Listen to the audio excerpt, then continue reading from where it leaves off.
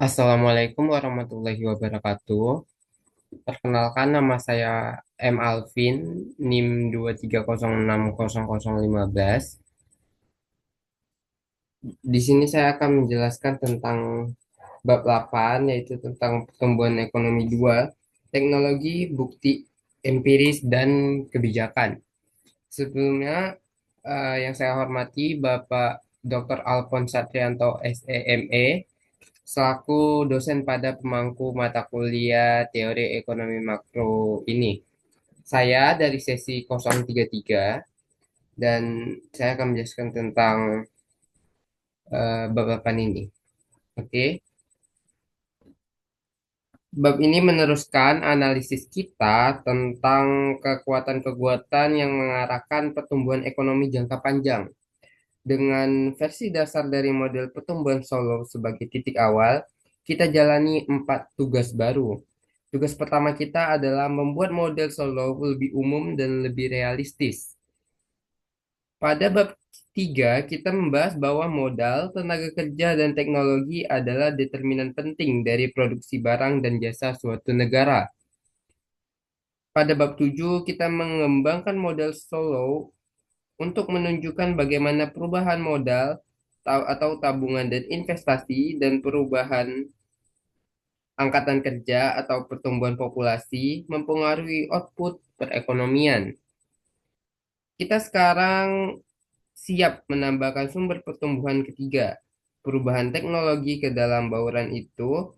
Model Solo tidak menjelaskan kemajuan teknologi, namun memasukkannya sebagai variabel eksogen tertentu, dan menunjukkan bagaimana variabel tersebut berinteraksi dengan variabel lainnya pada proses pertumbuhan ekonomi.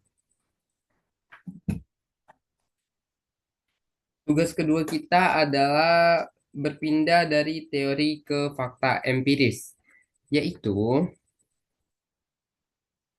mempertimbangkan apakah model Solo sesuai dengan fakta. Selama 2 dekade terakhir, sebuah literatur besar menelaah prediksi model Solo dan model pertumbuhan ekonomi lainnya. Dan ternyata ada beberapa yang sesuai dan ada yang tidak. Model Solo dapat mencakup banyak pengalaman dalam pertumbuhan internasional, tetapi masih agak jauh dari pertumbuhan itu sendiri. Tugas ketiga, tugas ketiga adalah mengkaji bagaimana kebijakan publik suatu negara bisa mempengaruhi tingkat dan pertumbuhan standar kehidupannya. Lalu, lalu kita ajukan 5 pertanyaan. Apakah seharusnya masyarakat kita menabung lebih banyak atau lebih sedikit? Bagaimana kebijakan dapat mempengaruhi tingkat tabungan? Apakah ada beberapa jenis investasi yang kebijakan dapat mempengaruhi tingkat tabungan? Apakah ada beberapa jenis investasi yang seharusnya secara khusus didukung oleh kebijakan? Institusi apa yang bisa memastikan sumber daya ekonomi dialokasikan untuk penggunaan terbaiknya? Bagaimana kebijakan mampu meningkatkan tingkat kemajuan teknologi? Model pertumbuhan Solo memberikan kerangka kerja teoritis yang terkait dengan setiap isu kebijakan yang sedang kita pertimbangkan ini. Ya, masuk ke slide seterusnya.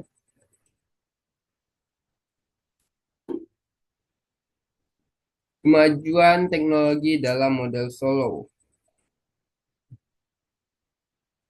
Sejauh ini presentasi kita mengenai model Solo mengasumsikan hubungan yang tidak berubah antara input modal dan tenaga kerja serta output barang dan jasa.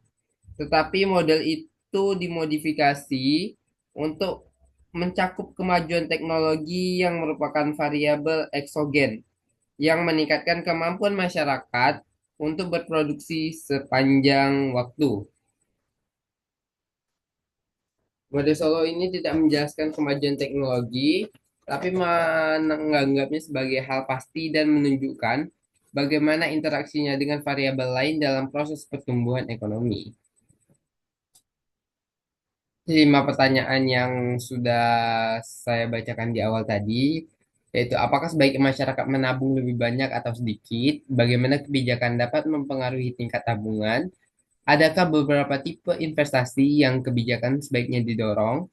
Apakah institusi yang memastikan sumber-sumber daya ekonomi dimanfaatkan sebaik-baiknya? Dan bagaimana kebijakan dapat meningkatkan tingkat kemajuan teknologi? Model Solo menjadikan bingkai teoritis di mana di dalamnya kita mempertimbangkan isu-isu ini. Oke, menambah efisiensi tenaga kerja baru. Untuk memasukkan kemajuan teknologi, kita harus kembali ke fungsi produksi yang mengaitkan modal total K dan tenaga kerja total atau L dengan output total Y. Jadi fungsi produksi itu adalah Y sama dengan F buka kurung K, L. Kini kita tulis fungsi produksi sebagai Y sama dengan F buka kurung K, L dikali E, di mana E adalah variabel baru dan abstrak yang disebut sebagai efisiensi tenaga kerja. Efisiensi tenaga kerja mencerminkan pengetahuan masyarakat tentang metode-metode produksi. Ketika teknologi mengalami kemajuan, efisiensi terhadap efisiensi tenaga kerja meningkat. Sebagai contoh, efisiensi tenaga kerja meningkat ketika produksi lini perakitan mentransformasi sistem manufaktur pada awal abad ke-20 dan meningkat lagi ketika komputerisasi diperkenalkan di akhir abad ke-20. Efisiensi tenaga kerja juga meningkat ketika ada pengembangan dalam kesehatan, pendidikan, atau keahlian angkatan kerja. L dikali E mengukur jumlah para pekerja efektif. Perkalian ini memperhitungkan jumlah pekerja L dan efisiensi masing-masing pekerja E. Fungsi produksi yang baru ini menyatakan bahwa output total Y bergantung pada jumlah unit modal K dan jumlah pekerja efektif L dikali E. Inti dari pendekatan terhadap model kemajuan teknologi ini adalah bahwa peningkatan efisiensi tenaga kerja E sejalan dengan peningkatan angkatan kerja L. Sebagai contoh, anggaplah bahwa kemajuan metode produksi telah melipat gandakan efisiensi tenaga kerja E antara tahun 1980 dan 2010. Hal ini berarti bahwa dua orang pekerja di tahun 1980 sama produktivitasnya dengan satu orang pekerja di tahun 2010. Artinya meskipun jumlah pekerja aktual atau L sama antara tahun 1980 dan 2010, jumlah pekerja efektif atau L dikali E meningkat 2 kali lipat dan perekonomian mendapatkan keuntungan dari peningkatan produksi barang dan jasa.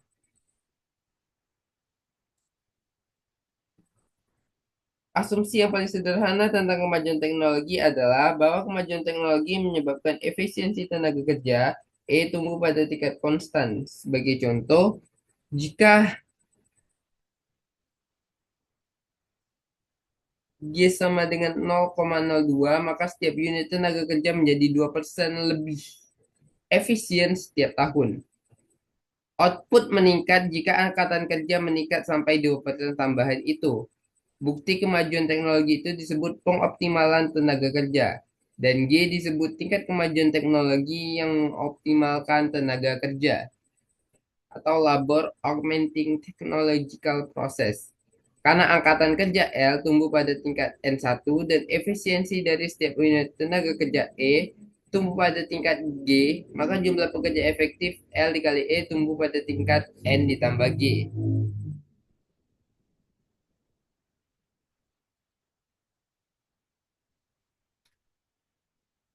Kondisi mapan dengan kemajuan teknologi. Kemajuan teknologi yang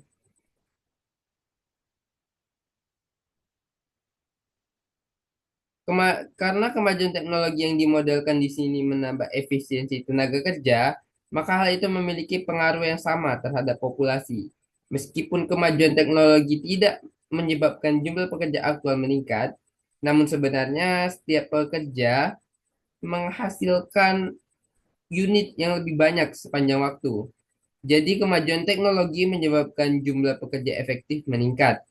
Alat analisis yang kita gunakan pada bab 7 untuk mempelajari model Solow dengan pertumbuhan populasi mulai diadaptasikan untuk mempelajari model Solow dengan kemajuan teknologi yang mengoptimalkan tenaga kerja. Untuk melakukan hal ini, kita perlu mempertimbangkan kembali notasi kita. Sebelumnya, kita menganalisis perekonomian dalam kuantitas per pekerja. Sekarang kita menganalisa perekonomian dalam eh, hal kuantitas per pekerja efektif. Kita nyatakan K sama dengan K per L dikali E. Menunjukkan model perskop, menunjukkan modal per pekerja efektif dan Y sama dengan Y per L dikali E. Menunjukkan output per pekerja efektif. Dengan definisi ini kita bisa menulis kembali Y sama dengan FK. Seperti sebelumnya, perubahan persediaan modal delta K sama dengan investasi SFK dikurangi investasi pulang pokok. Namun demikian, karena K sama dengan K per L dikali E, maka investasi pulang pokok meskipun tiga kaidah untuk menjaga K tetap konstan, dibutuhkan untuk mengganti modal yang depresiasi. NK dibutuhkan untuk memberi modal bagi para pekerja baru. Dan GK dibutuhkan untuk memberi modal bagi para pekerja efektif baru yang diciptakan oleh kemajuan teknologi.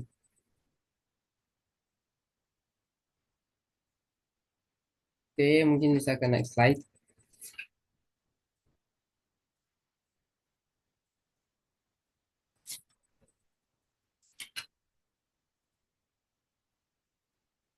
Kemajuan teknologi yang mengoptimalkan tenaga kerja pada tingkat G mempengaruhi model pertumbuhan Solo dengan cara yang hampir sama sebagaimana dilakukan pertumbuhan populasi pada tingkat N. Sekarang karena K didefinisikan sebagai jumlah modal per pekerja efektif, kenaikan jumlah pekerja efektif karena kemajuan teknologi cenderung mengurangi K pada kondisi mapan. Investasi mengatasi dengan cepat turun pada K karena depresiasi pertumbuhan populasi dan kemajuan teknologi.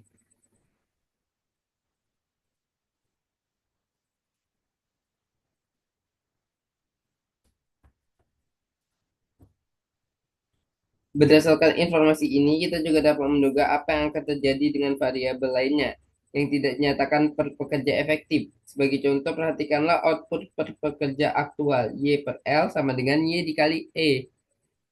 Karena Y konstan pada keadaan yang stabil dan E tumbuh sebesar G, output per pekerja juga harus tumbuh sebesar dan pada keadaan yang stabil. Demikian keadaan yang stabil, E tumbuh pada tingkat G dan L tumbuh pada tingkat N. Maka output total tumbuh sebesar N tambah G pada keadaan yang stabil.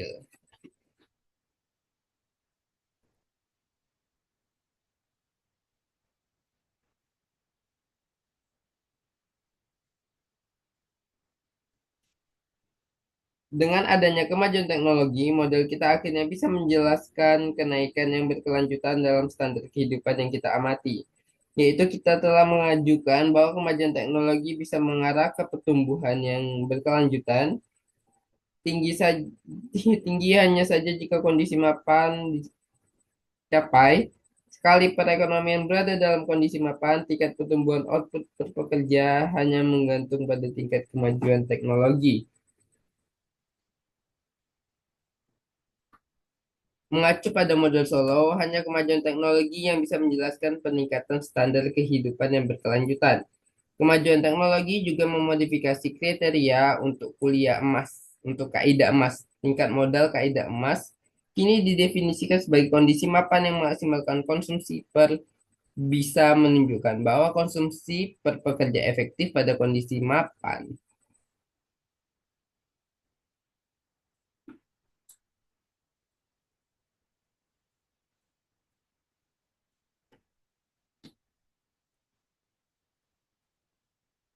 Oke, tingkat pertumbuhan kondisi mapan pada model Solo dengan kemajuan teknologi, variabelnya modal per pekerja efektif. Simbolnya K sama dengan K per E dikali L. Tingkat pertumbuhan kondisi mapannya itu nol. Selanjutnya ada output per pekerja efektif. Ada Y sama dengan Y per E dikali L sama dengan FK. Output per pekerja Y sama Y per L sama dengan Y dikali E G. Output total Y sama dengan Y dikali E dikali L.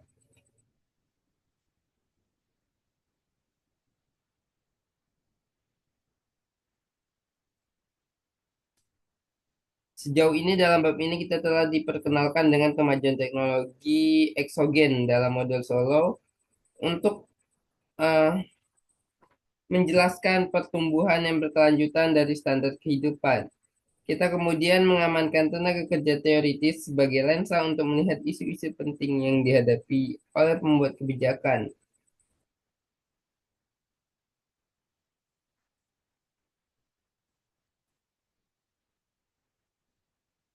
Pertumbuhan yang seimbang. Menurut model Solow, kemajuan teknologi menyebabkan nilai berbagai variabel meningkat secara bersamaan pada kondisi mapan. Hal ini yang disebut pertumbuhan yang seimbang atau balanced growth. Bekerja dengan baik dalam mendeskripsikan data jangka panjang bagi perekonomian Amerika Serikat. Pertama, pertimbangkanlah output per pekerja Y per L dan persediaan modal dan pekerja K per L. Menurut model Solo, dalam kondisi mapan, kita variabel ini tumbuh sebesar pada tingkat kemajuan teknologi.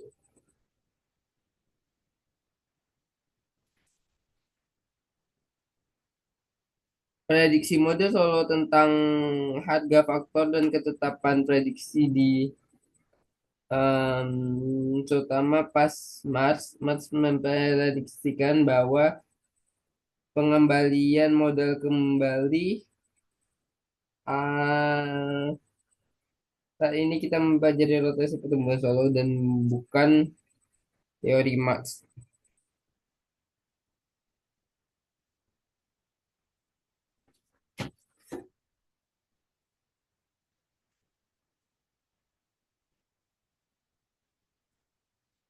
Jika Anda melakukan perjalanan keliling dunia, Anda akan melihat begitu banyak varian standar kehidupan. Negara-negara miskin di dunia mempunyai tingkat pendapatan eh, rata-rata per kapita kurang dari 1/10.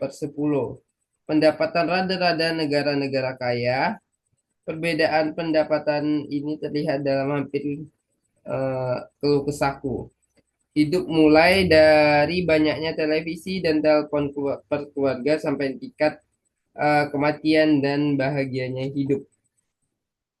Banyak penelitian dilakukan untuk menjawab pertanyaan apakah ekonomi saling menolong satu sama lain sepanjang waktu. Secara khusus, apakah perekonomian yang dimulai di bawah atau miskin lebih cepat tumbuh dibandingkan dengan perekonomian yang kaya? Jika sudah maju, cara mengejar ini disebut ini disebut. Oke sih Pak Boja. Sifat mengejar ketertinggalan disebut konvergensi. Jika tidak ada konvergensi, negara yang awalnya miskin akan tetap miskin. Model Solo membuat prediksi tentang kapan konvergensi akan terjadi. Menurut model, apakah dua perekonomian akan bertemu? Bergantung pada mengapa mereka berbeda pada awalnya, yaitu tingkat tabungan, tingkat pertumbuhan populasi, dan akumulasi human capital. Selanjutnya, akumulasi faktor dan efisiensi produksi.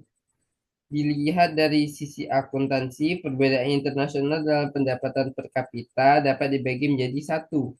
Perbedaan faktor produksi seperti kuantitas, modal, fisik, dan modal manusia.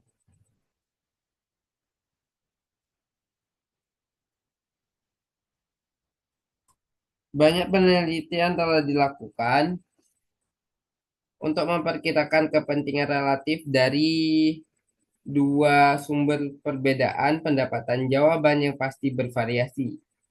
Dari satu studi ke Malang, lainnya, tetapi baik sektor alumni maupun efisiensi produksi tampil apik, produksi tampak penting atau jauh lebih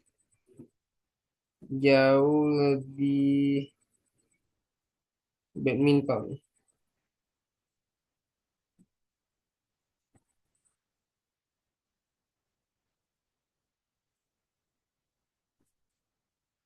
Hipotesis terakhir adalah bahwa faktor akumulasi dan efisiensi produksi digerakkan oleh Anabel ketiga. Variabel ketiga ini dapat berupa kualitas instruksi negara, termasuk proses rembusan kebijakan pemerintah. Oke, next. Dalam model Solo, pertanyaan sentralnya adalah apakah kesenjangan besar antara kaya dan miskin disebabkan oleh perbedaan akumulasi modal dan fungsi produksi?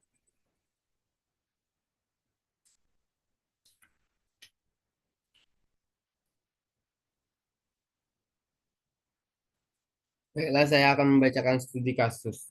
Apakah perdagangan bebas baik bagi pertumbuhan ekonomi? Setidaknya sejak masa Adam Smith, para ekonom telah menganjurkan perdagangan bebas sebagai kebijakan yang mampu meningkatkan kemakmuran nasional.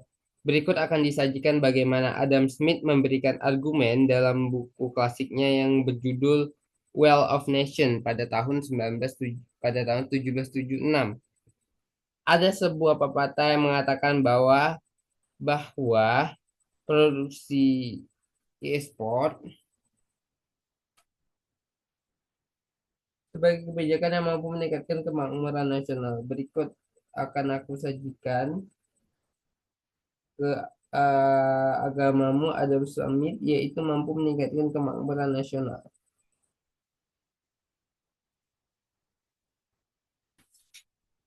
Sekarang para ekonom membuat pandangan tersebut lebih meyakinkan. Di antaranya berlandaskan teori keuntungan komparatif dari David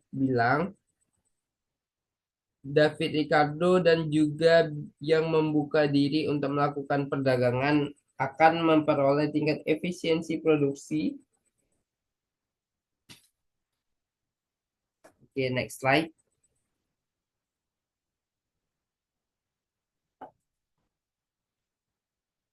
Menurut model Solo, seberapa banyak negara menabung dan berinvestasi adalah determinan penting dari standar kehidupan penduduknya. Mari kita mulai diskusi tentang kebijakan ini dengan pertanyaan, apakah tingkat tabungan dalam perekonomian Amerika Serikat terlalu rendah, terlalu tinggi, atau sudah tepat? Sebagaimana yang telah kita ketahui, tingkat tabungan menemukan tiga jalur output pada kondisi mapan. Oke, next slide. Slide ke-16.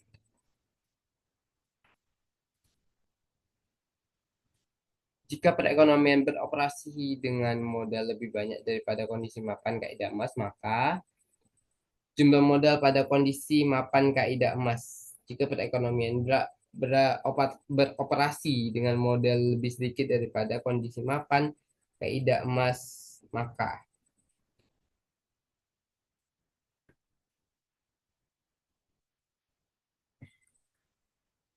perekonomian Amerika Serikat.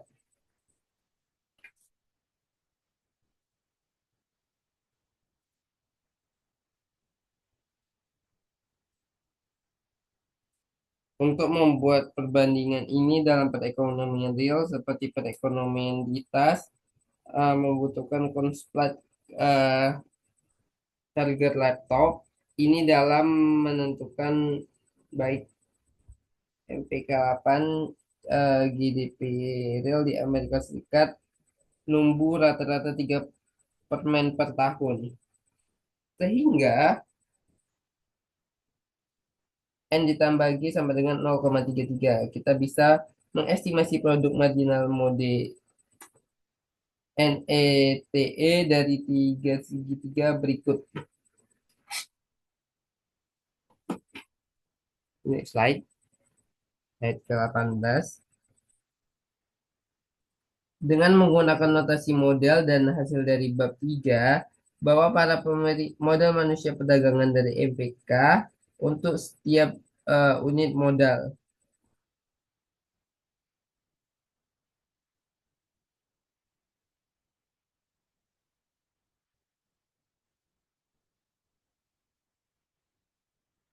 Kita menyelesaikan tingkat depresiasi dengan membagi persamaan 2 dengan persamaan 1.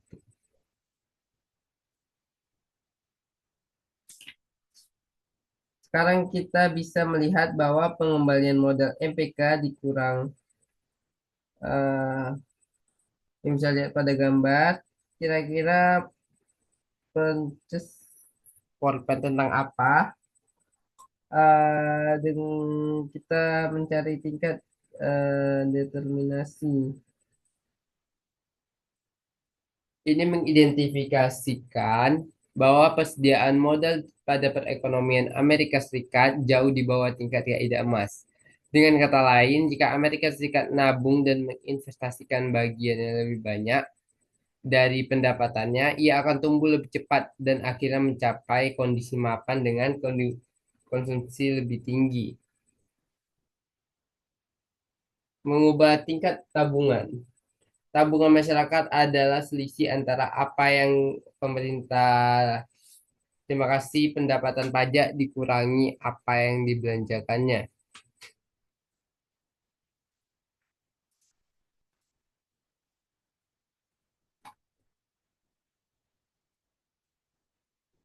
Perhitungan di atas menunjukkan bahwa untuk menggerakkan perekonomian, maka mengubah tingkat tabungan. Mengalokasikan investasi perekonomian. Model Solo menunjukkan asuransi kalau misalnya ini tuh rusak bisa dibawa tanpa bayar lagi. Membangun instansi yang cepat. Seperti yang telah kita diskusikan sebelumnya, beberapa ekonom yang mempelajari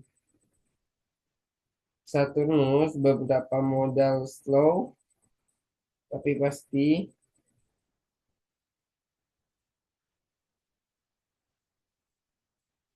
Tradisi hukum suatu negara adalah sebuah contoh dari institusi tersebut.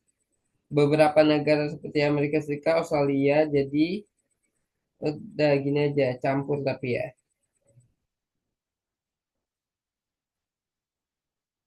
Oh iya benar-benar. Next slide. Mendorong kemajuan teknologi. Model Solo menunjukkan bahwa pertumbuhan yang berkaitan.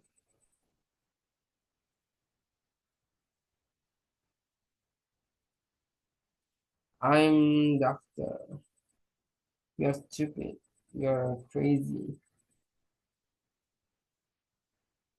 Mendorong kemajuan teknologi. Model Solo menunjukkan bahwa pertumbuhan berkelanjutan dalam pendapatan per pekerja harus berasal dari kemajuan teknologi. Model Solo namun menganggap setiap kemajuan teknologi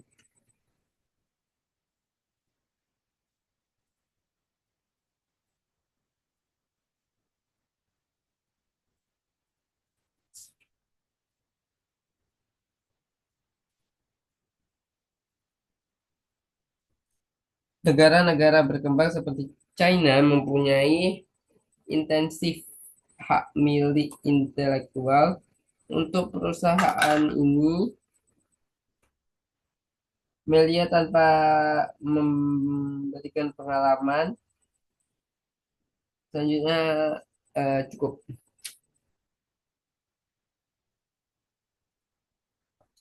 Di luar model Solo, teori pertumbuhan endogen.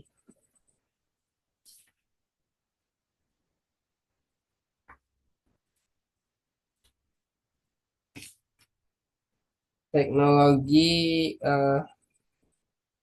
informasi dan perekonomian baru. Teknologi informasi dan perekonomian baru 1995 sampai dengan bla bla bla bla. Bagaimana semua dokter akan memberitahu Anda tentang eh, terkadang penyakit eh, pian sembuh, keinginanmu sembuh meskipun dokter udah nggak, meskipun dokter tidak berhasil memberikan diagnosis dan obat yang meyakinkan. Hal yang sama nampaknya berlaku pada penurunan produktivitas yang telah dibahas pada studi kasus sebelumnya. Para ekonom lebih mendapat jawabannya, yaitu mulai lepas dari Indo itu harusnya lebih tenang lagi.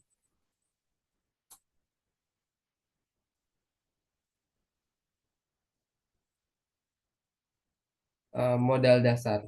Mulai dengan fungsi produksi sederhana, Y sama dengan AK, di mana Y adalah output, K adalah persediaan modal, dan A adalah konstanta yang mengukur jumlah output yang dihasilkan tiap unit modal. Perhatikan fungsi produksi ini tidak memiliki pengembangan modal yang kita menurun. Satu unit modal tambahan menghasilkan A untuk output tambahan. Berapapun modal yang ada, ketidaksenaan empat output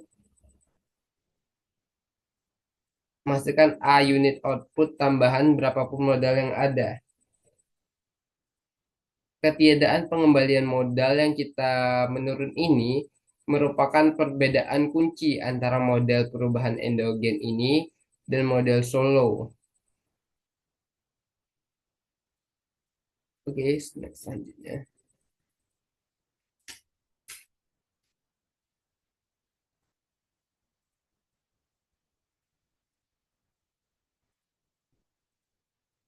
Meskipun model Y sama dengan AK adalah contoh pertumbuhan endogen yang paling sederhana, teori ini berjalan sebagai sebuah lismas.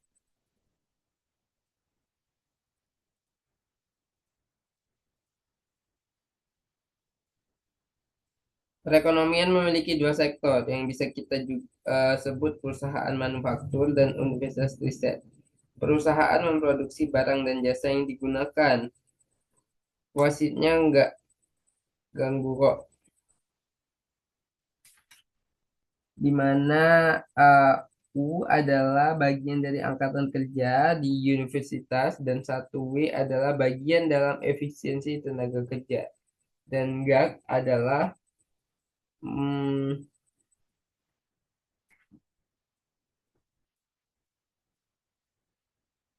oke, persamaan ini menunjukkan apa yang menentukan tingkat pertumbuhan output delta Y per Y, pendapatan perekonomian tumbuh selamanya, bahkan tanpa asumsi kematian teknologi bangsa.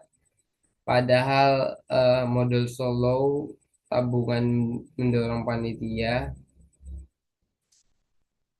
pertumbuhan sementara, tapi penggalian modal yang kian menurun akhirnya mendorong perekonomian mendekati kondisi mapan, di mana pertumbuhannya bergantung pada kemajuan teknologi oksigen.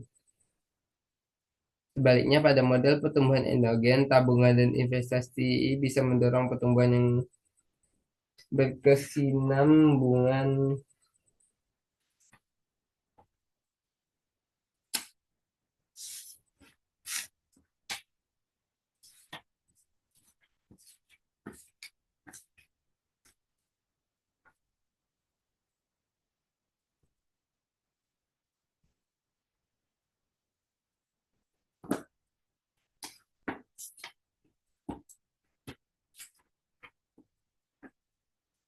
Sejarah memperkuat pendapat Schumpeter yang mengatakan bahwa ada pemenang dan pecundang dalam kemajuan teknologi.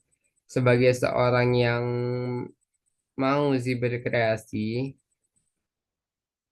sejarah memperkuat pendapatan Schumpeter yang pengantin bahwa di pemenang lah. Contoh yang lebih baru dari pengarahan kusir dari matematika. Meskipun toko retail lebih terlihat seperti aktivitas,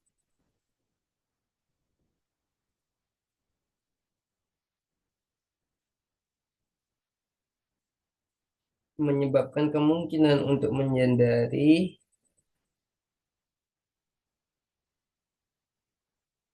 kemungkinan menjadi korban dari pengerusakan kreatif. Pengusaha lama em, efisien membatasi penyebaran teknologi tekstil yang baru. Namun sebaliknya, Parlemen Menpora beberapa tahun terakhir ini penguasa retail toko terkadang eh, berusaha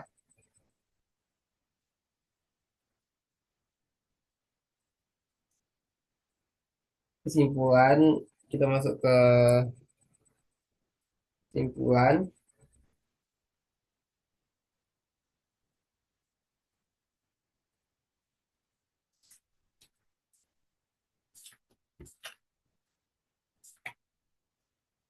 pertumbuhan ekonomi jangka panjang adalah determinan dari kesejahteraan ekonomi, inflasi, defisit panggang perdagangan.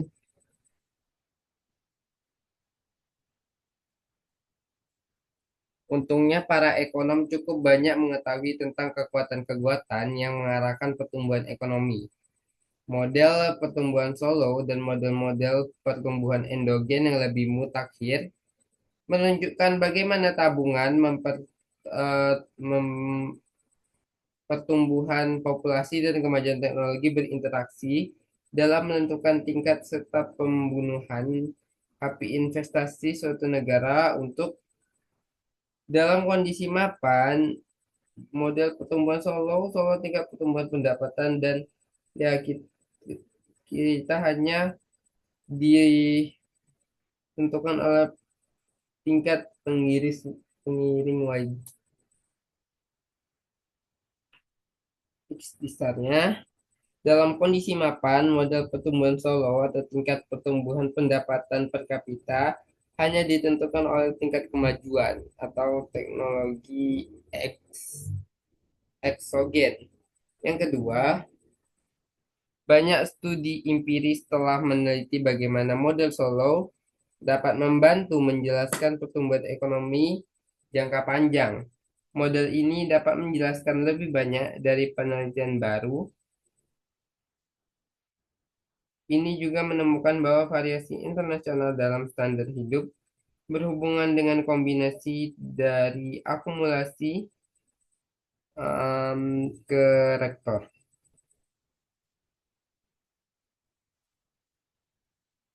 Oke, masuk ke ikhtisar yang ketiga.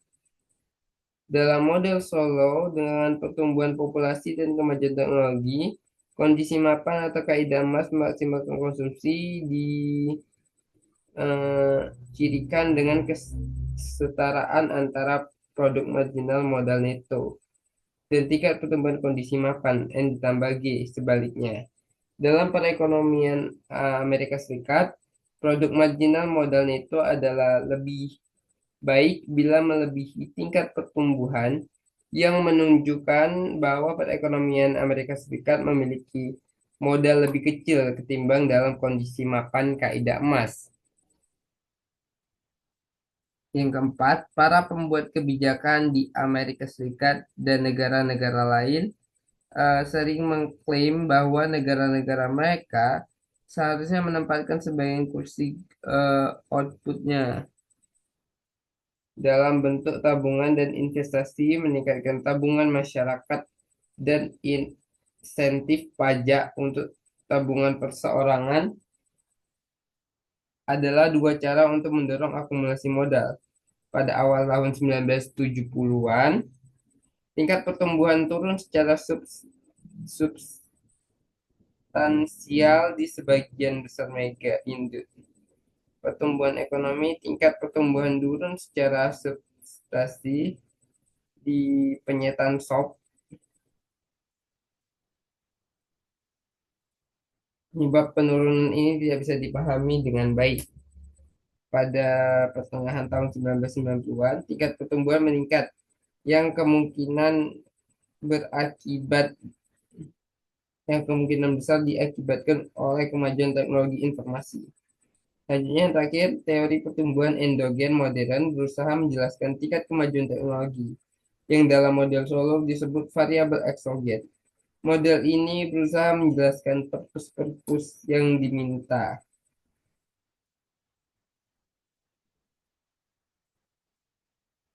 Modern berfungsi sebagai menjelaskan suara RAB ke bisa diserahkan ke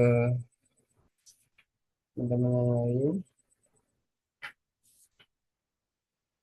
Oke, mau bahas tentang studi kasus, yaitu pertumbuhan ekonomi sebagai proses pengerusakan kreatif.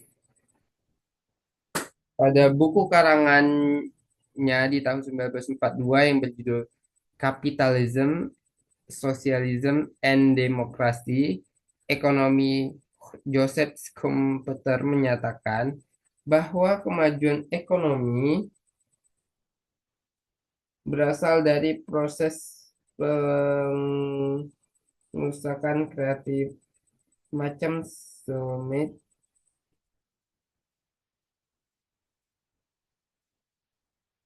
Pengerusakan kreatif menurut komputer faktor pendorong di belakang kemajuan tersebut adalah pengusaha yang memiliki ide baru, cara baru untuk membuat produk lama atau berbagai kondisi.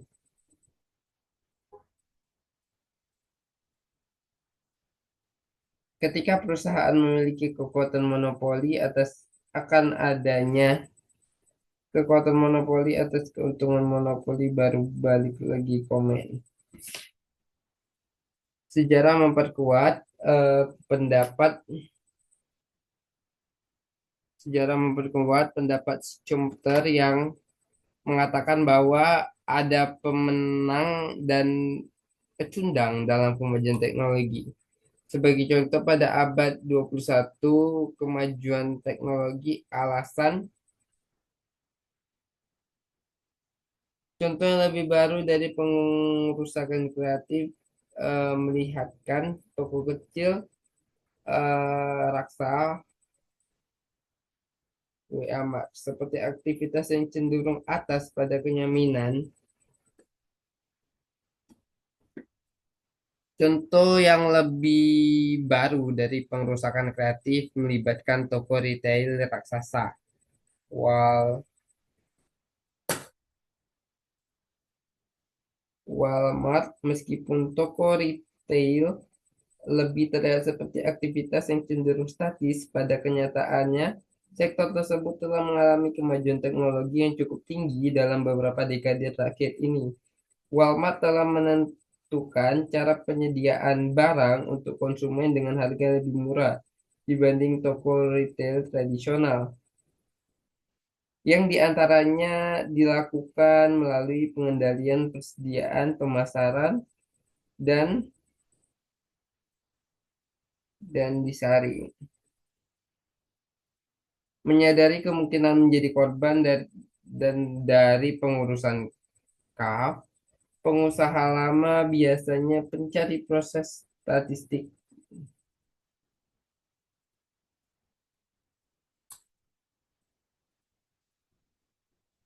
Dalam teknologi tekstil yang baru, namun sebaliknya, parlemen mengirim tentara untuk menekan ini kekacauan yang ditimbulkan ludis. Tak jauh benda di pengangguran Ono pandangan Schumpeter tentang bagaimana ekonomi kapitalis bekerja ternyata memberikan manfaat dalam bidang sejarah ekonomi. Terlebih lagi, hasil karyanya telah menginvestasikan tapi penelitian baru dalam teori pertumbuhan pandangan screenshot yang diupload aja. Pandangan mereka kosong, cuma baru feed IG.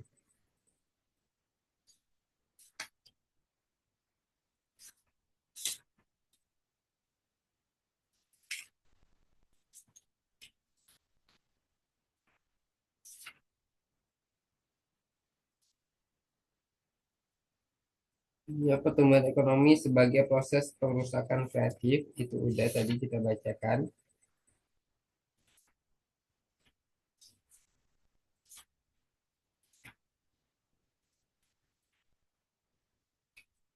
Terus kita lagi nyari studi kasus. Ini studi kasusnya lumayan. Jadi aku baca dari akhirnya. Sekarang para ekonom membuat pandangan tersebut lebih meyakinkan, di antaranya berlandaskan teori keunggulan komparatif dari David memasak kita dengan komoditas yang jauh kebobolan di dunia luas. Jika negara lain dapat memasok kita dengan komoditas yang jauh lebih murah dari yang dapat kita buat sendiri, akan kelihatan baik jika kita membalikkan bukunya, yaitu kita nggak buat circle sendiri. Pihak yang tidak yakin mungkin melihat ini semua hanya sebatas teori saja. Bagaimana dengan buktinya? Apakah negara yang melakukan perdagangan bebas benar-benar memperoleh kesejahteraan yang lebih baik? Banyak literatur yang secara khusus membahas masalah ini. Salah satu pendekatan adalah dengan melihat data internasional untuk em, perkenalkan, nama saya ekonom Andrew Warner dan Jeffrey Sachs meneliti selama periode 1970 hingga 1989. Hasil penelitian ini menunjukkan bahwa di antara negara maju, negara dengan perekonomian terbuka mengalami pertumbuhan 2,3% per tahun. Sementara negara dengan perekonomian tertutup tumbuh sebesar 0,7% per tahun. Sedangkan pada negara berkembang,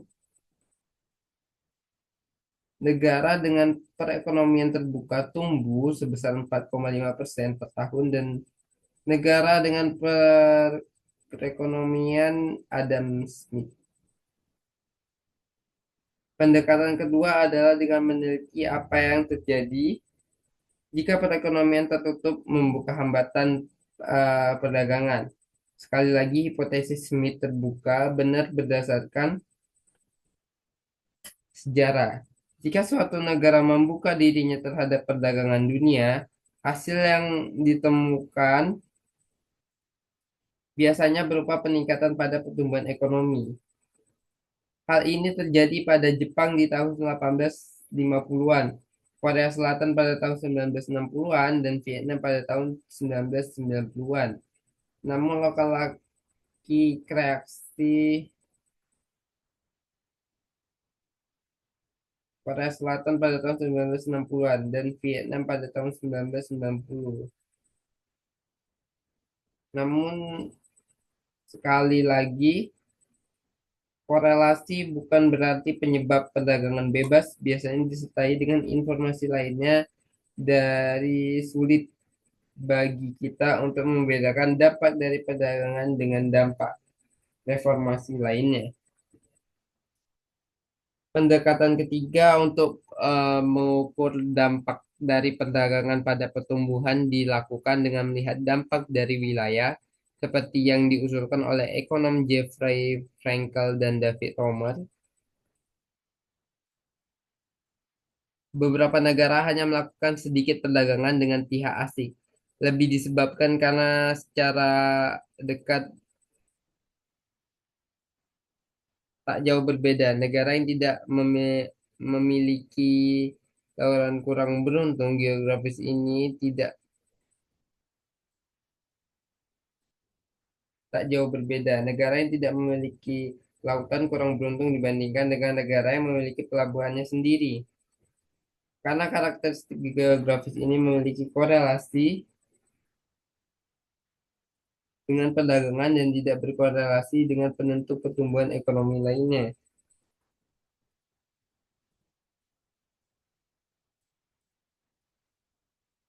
Hal yang melegakan dari bukti yang diperoleh dari penelitian ini adalah bahwa Adam Smith benar, keterbukaan pada perdagangan internasional baik bagi pertumbuhan ekonomi.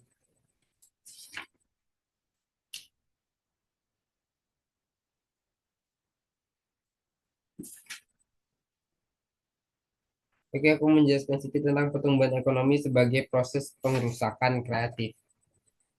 Jadi pandangan Schumpeter yang tenang bagaimana kapasitas bekerja ternyata memberikan manfaat dalam bidang sejarah ekonomi. Terlebih lagi hasil karyanya telah menginspirasikan ya, pertumbuhan ekonomi jangka panjang adalah determinan terpenting dari kesejahteraan ekonomi penduduk suatu negara. Oke, sekian presentasi dari saya. Lebih dan kurangnya saya mohon maaf apabila ada materi yang belum kami sampaikan, eh, boleh disampaikan di kolom komentar.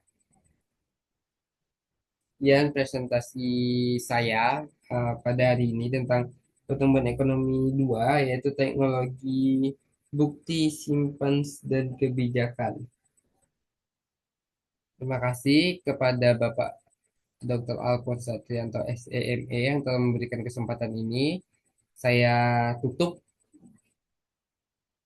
dengan mengucapkan wabillahi taufiq wal hidayah. Wassalamualaikum warahmatullahi wabarakatuh.